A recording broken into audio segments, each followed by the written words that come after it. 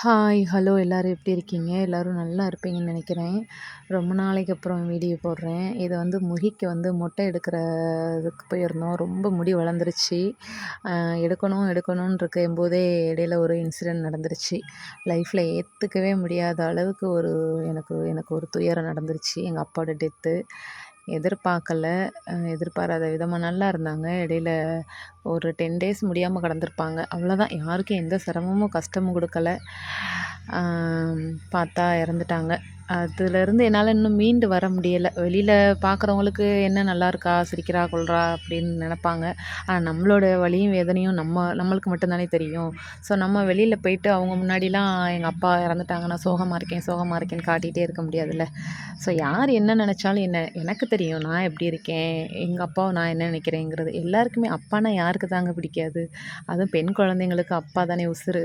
So எங்கள் அப்பா இன்னும் கொஞ்சம் எங்கள் கூட இருந்திருக்கலாம். But really I miss you so much. எங்கள் அப்பாவை ரொம்ப ரொம்ப மிஸ் பண்ணுறேன். என்ன பண்ணுறது, life has to move on. அந்த மாதிரி இதுவும் கடந்து போகுங்கிற மாதிரி கடந்து வந்துக்கிட்டு இருக்கேன், ட்ரை பண்ணுறேன்.